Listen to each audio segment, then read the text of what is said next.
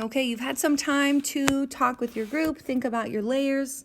There's a lot of different layer names, so let's talk through some of these.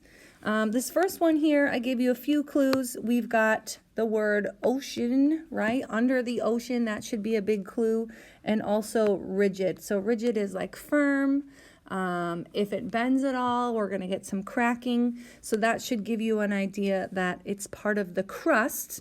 And we, of course, know we have 2 types of crust.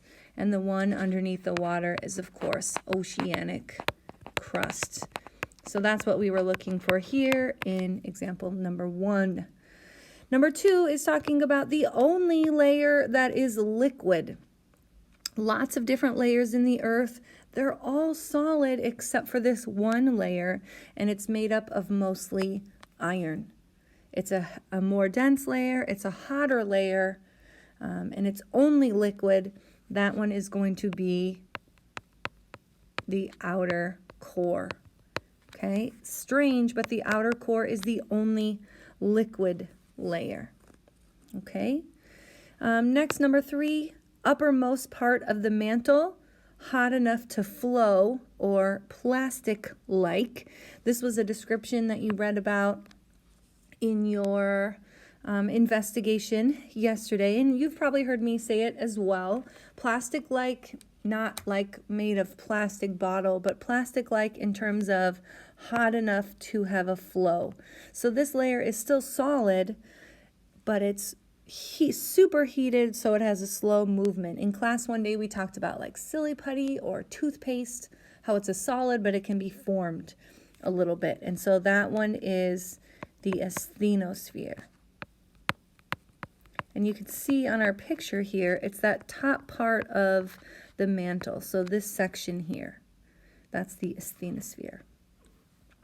Next one we're looking at, number 4, solid iron. So back to that solid state, most dense layer, that's going to be down here with the inner core. Inner core is the most dense, right? We know that as we go from the Earth's surface to the interior, we see a couple characteristics increase. So layers are more dense as we get towards the center. Remember, density is like how compact or how heavy the object is. So if we think about it, the heaviest stuff sinks in. We also know that this is the hottest part of the Earth, right? The interior is the hottest, and there's the most pressure down here. We're seeing all this other material stacked up on the inner core. So there's the most pressure, most heat, and most density down here in the inner core. And finally, the last part here, the thickest layer of Earth.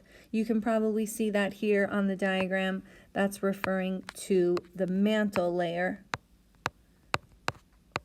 And you maybe heard it called in your investigation there, the mesosphere. So you might hear both of those as we continue on with our discussion. Okay, so those are some of the layers that we're really going to get to know as we keep going with our idea of plate tectonics.